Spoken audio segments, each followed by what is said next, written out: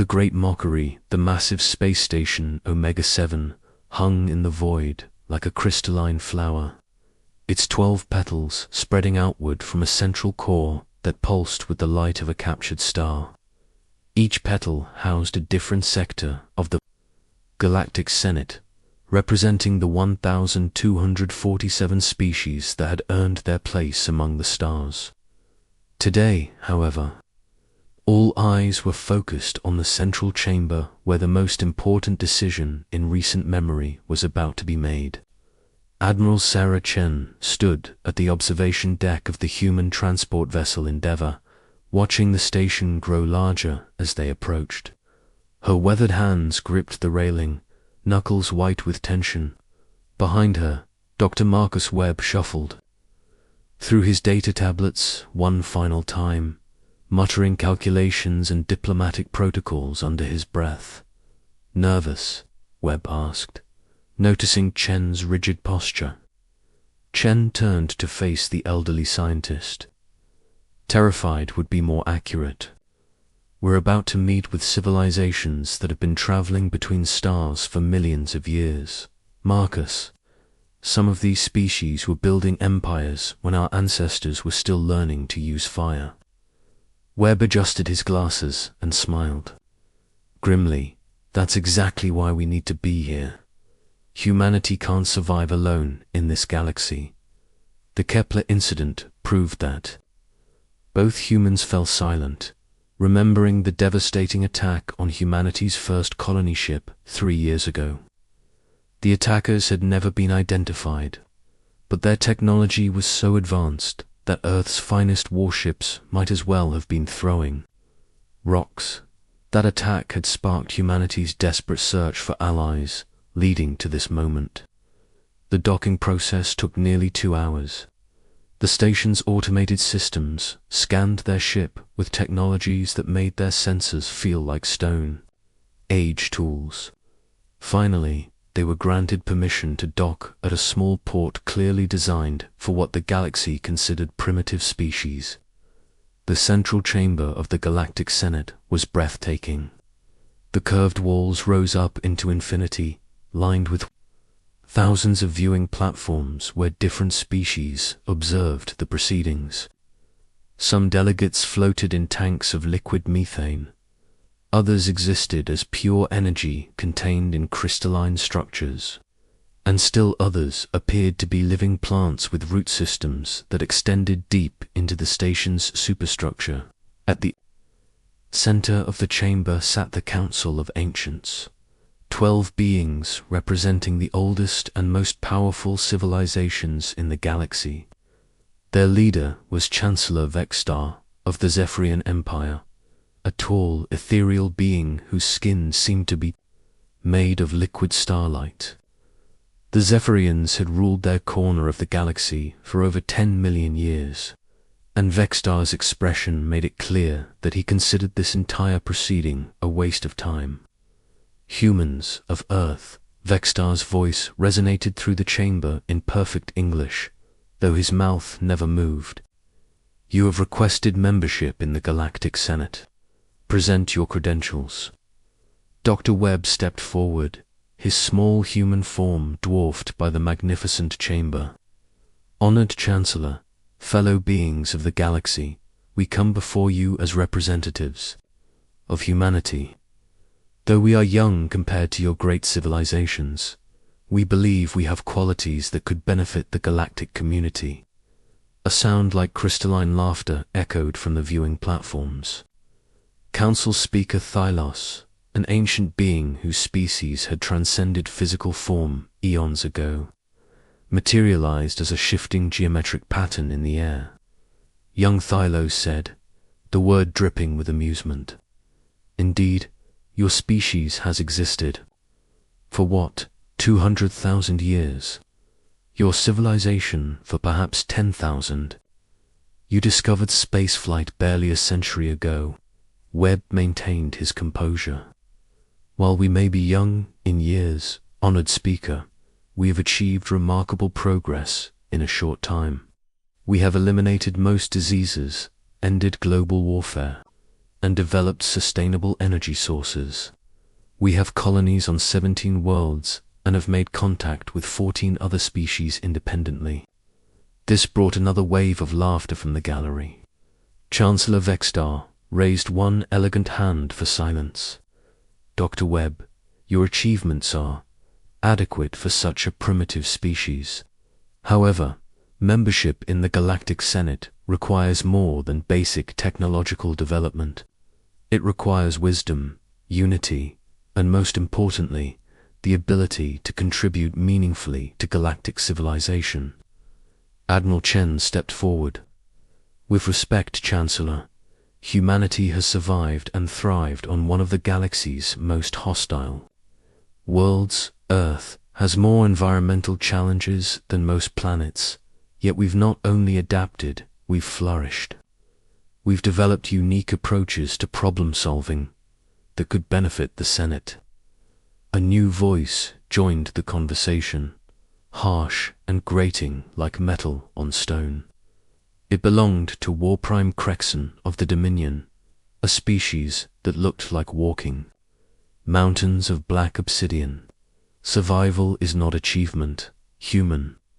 My species conquered 1,000 worlds before yours learned to make fire. Your unique approaches are merely the desperate flailing of children playing with forces they do not understand. The gallery erupted in agreement. Species after species voiced their contempt for humanity's presumption. The crystalline collective sang harmonies of derision. The void swimmers released clouds of bioluminescent mockery. Even the peaceful gardener priests rustled their leaves in disapproval. Dr. Webb tried to regain control. If I may present our technological achievements. Technology. Vexter interrupted. Your fastest ships travel at barely 1/10 light speed. Your energy production is based on primitive fusion reactions. Your computers are mechanical constructs that could be outperformed by a Zephyrian child's toy. What could you possibly offer to civilizations that mastered these arts when your son was young? Admiral Chen's military training kicked in. We offer perspective, Chancellor. Every great empire in this chamber started small. Every ancient civilization was once young and struggling. Perhaps that gives us insights that your great ages have forgotten. The chamber fell silent. For a moment, Chen dared to hope that her words had struck home. Then Chancellor Vextar began to laugh. It was a sound like silver bells mixed with the music of distant stars, beautiful and terrible. Soon, the entire chamber joined in. The laughter built and built until it seemed to shake the very foundations of the station. Perspective, Vex gasped between fits of laughter. The humans believe they can teach us perspective. A species that has existed for less time than my morning meditation routine believes it can enlighten beings who have watched galaxies form and die. Council Speaker Thylos materialized more solidly, taking on the appearance of an ancient tree made of pure light. Perhaps we have been too hasty in our judgment. Let us consider humanity's application properly. Hope flared in Webb's chest. But Thylos continued. I move that we reject humanity's application for membership in the Galactic Senate. Furthermore, I propose that we classify humanity as a protected developing species. Under Article 7439 of the Galactic Charter, Chen and Webb exchanged horrified glances. They both knew what that classification meant. It was essentially galactic quarantine, designed to protect primitive species from being contaminated by advanced civilizations until they were deemed ready for contact. Warprime Crexon's voice rumbled with approval. Seconded. These humans are clearly not ready for the responsibilities of galactic citizenship. We should contain them within their current sphere of influence until they mature sufficiently. The vote was swift and unanimous. Every single member of the Galactic Senate voted to reject humanity's application and impose the protected developing species status. Under the terms of the classification, humans were forbidden from expanding beyond their current 17 colony worlds. No galactic species was permitted to share advanced technology with them. All trade agreements were suspended, and Earth's embassy was ordered to close immediately. Chancellor Vexstar addressed the humans one final time. In perhaps 500,000 years, when your species has learned wisdom and humility, you may reapply for consideration. Until then, remain in your designated space and do not presume to contact your betters. As the chamber emptied, Admiral Chen and Dr. Webb stood alone on the platform that had been prepared for humanity's delegation. The massive space around them felt empty and cold, filled with the echoes of alien laughter. "Well," Webb said quietly, "that could have gone better." Chen looked up at the viewing platforms, where a few alien observers still lingered, pointing at the humans and making what were clearly jokes. "Marcus, they just condemned our entire species to isolation. They've put us in a cage and thrown away the key." "Maybe that's not entirely a bad thing," Webb replied thoughtfully. "Every time humanity has been backed into a corner, we've found a way to not just survive, but to exceed all expectations. The galaxy thinks we're primitive and foolish. Perhaps it's time we showed them what foolish primitives can accomplish when they're left alone to work." As their ship departed, Omega 7, neither human could have imagined how prophetic those words would prove to be. The Galactic Senate had made a decision that day that would echo through the centuries. They had chosen to leave humanity alone in the dark corners of space, forgotten and dismissed. It was the greatest mistake in galactic history. The galaxy would continue its ancient dance of politics and power, completely unaware that in the quarantined systems of human space, something unprecedented was beginning to unfold. Humanity, faced with absolute isolation and the threat of extinction, was about to embark on a journey of transformation that would reshape the very nature of what it meant to be human. The great powers of the galaxy had laughed at humanity's presumption. Soon, they would learn that the universe's greatest dangers often came not from the loudest threats, but from the silence of the underestimated ... The silent reckoning 50 years had passed since the Great Humiliation, as historians now called it. The galaxy had moved on, as galaxies do. The Zephyrian Empire had expanded into 3 new sectors. The Crystalline Collective had achieved perfect harmony across 40,000 worlds. The Dominion had conquered 2 entire spiral arms, adding billions of subjects to their dark empire. In all this time, humanity had been forgotten. Commander Zix, of the Zephyrian Exploration Fleet, was reviewing routine patrol reports when the first anomaly appeared on his screens. His ship, the Starlight Eternal, was conducting a standard sweep of the Outer Rim territories when his sensors detected something impossible near the edge of human space. "Navigation," Zix called to his subordinate, a young Zephyrian whose starlight skin still flickered with the uncertainty of youth. "Confirm our position relative to the quarantine zone. We are exactly 2.7 light-years from the nearest human system." "Commander, well outside the restricted area as mandated by the Senate decree." Zix studied the sensor readings again. According to his instruments, there was a massive structure in the empty space between stars, right at the boundary of human territory. But that was impossible. The regular monitoring reports showed that human space remained quiet and primitive. They were still using basic fusion drives and chemical propulsion systems. They couldn't possibly have built anything large enough to register on Zephyrian sensors at this distance. "Run a full diagnostic on the sensor array Zix ordered. These readings must be in error. 3 hours later, the diagnostic confirmed what Zix feared. The sensors were working perfectly. There was definitely something massive in the empty space, near human territory, something that hadn't been there during the last survey 50 years ago. "Sir," the navigation officer called out, his voice tight with concern, "I'm detecting additional anomalies. 12 distinct structures spread across the boundary of human space. All of them are enormous." Zix made a decision that would haunt him for the rest of his very long life. Set course for the nearest anomaly. "We need to investigate this personally."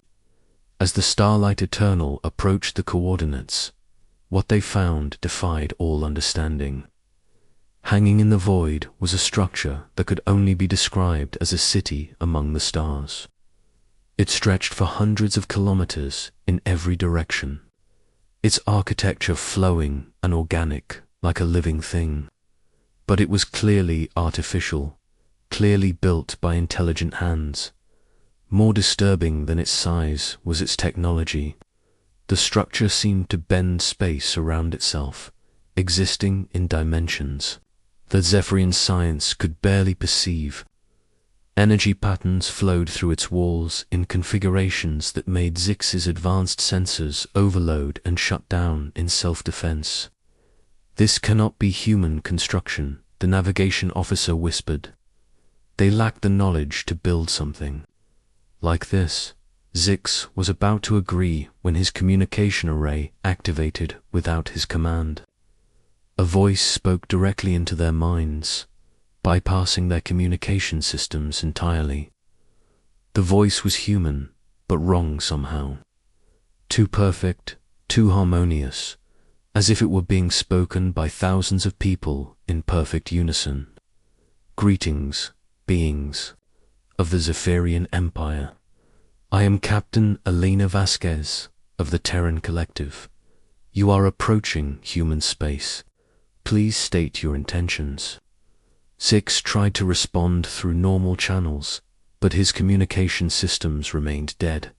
The voice continued in their minds. "Commander Zix of the vessel Starlight Eternal, you seem to be experiencing technical difficulties. Allow us to assist." Suddenly, every system on Zix's ship came back online, but now they were operating at efficiency levels that shouldn't have been possible.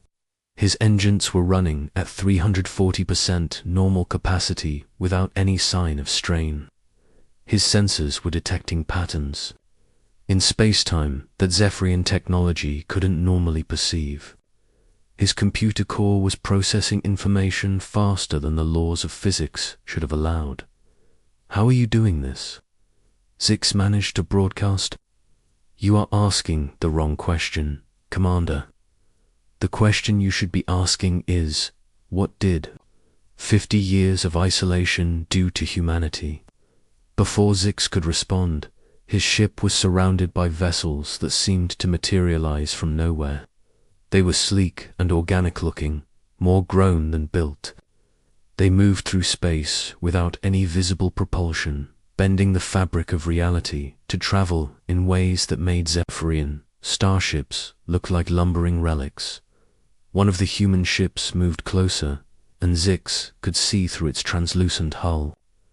The beings inside looked human, but they had changed.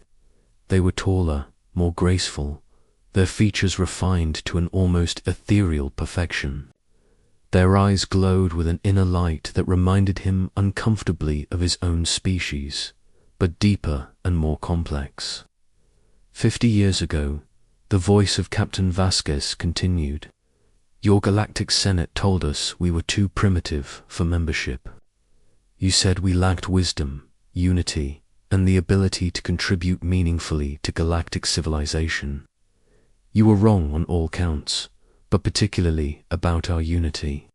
Images began flowing directly into Zix's mind.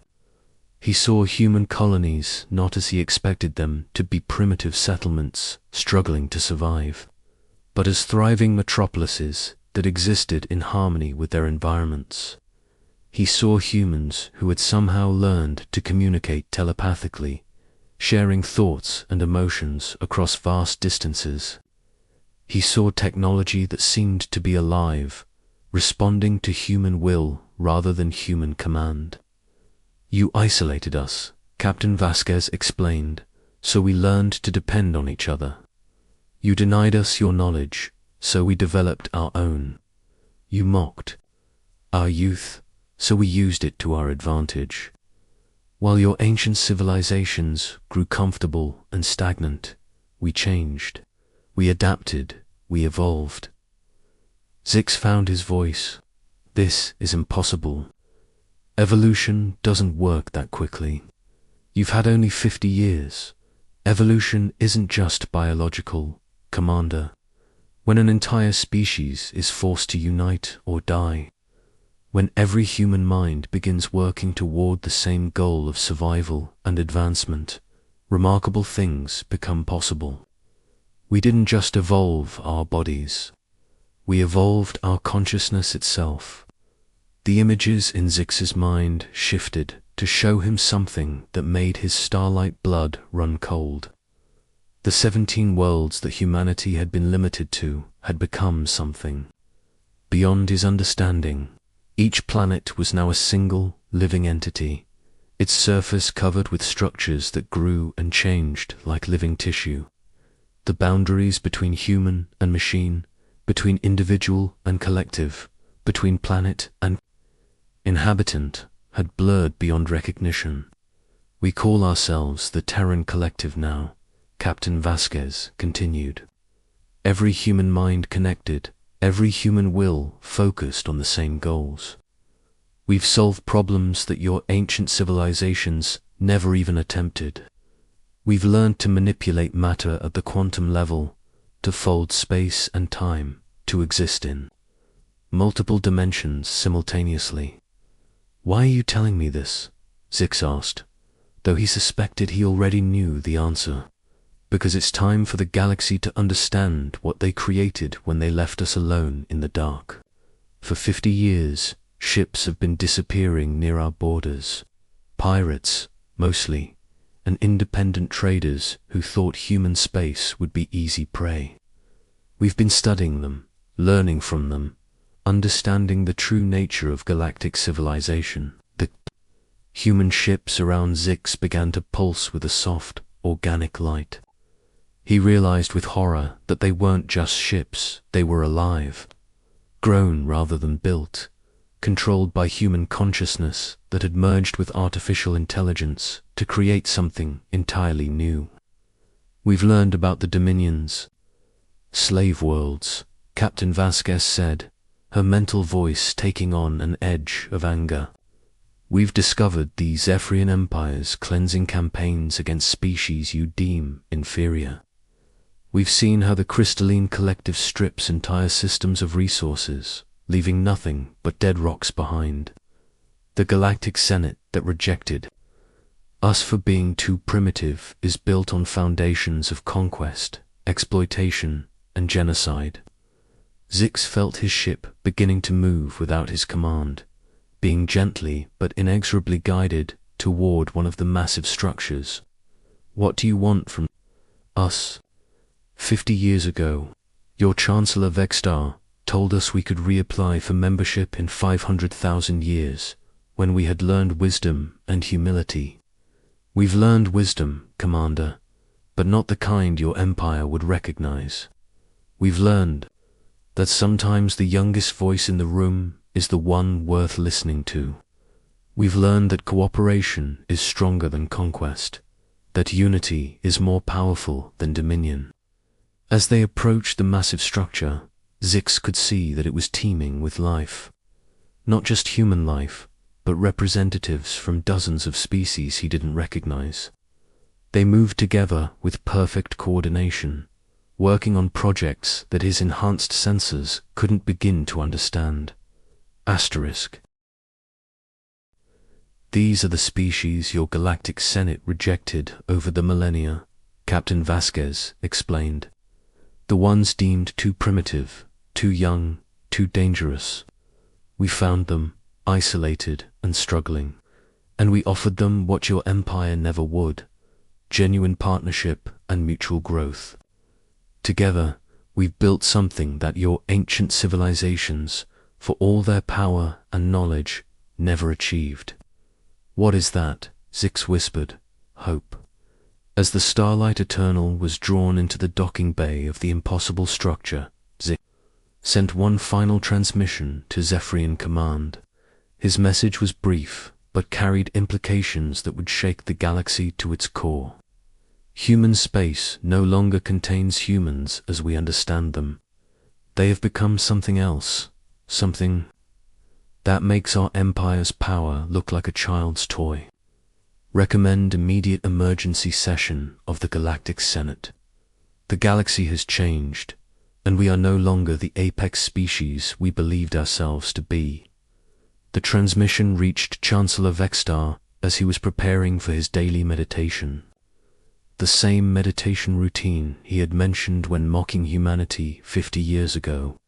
As he read Zix's report, his starlight skin flickered with patterns of fear and confusion that hadn't been seen in his species for millions of years. Within hours, emergency broadcasts were being sent across the galaxy. The Galactic Senate was called into emergency session for the first time in 10,000 years. The great powers of the galaxy, so secure in their ancient supremacy, were about to learn that the universe's greatest transformations often came not from the loudest conquerors, but from the quiet determination of those they had chosen to ignore. In human space, now calling itself the Terran Collective, Captain Elena Vasquez stood in the binaural command center of their greatest creation. Around her, the collective consciousness of humanity hummed with shared purpose and unified will. They had spent 50 years preparing for this moment, 50 years growing stronger, while the galaxy forgot they existed. The mockery had ended. The reckoning had begun, and somewhere in the connected minds of the collective, the ghost of Admiral Sarah Chen smiled. Humanity had found its way among the stars, after all, not as supplicants begging for acceptance, but as something entirely new, something that would either save the galaxy from its own ancient cruelties or replace it entirely. The choice, as always, would be up to those who had the wisdom to listen. Asterisk.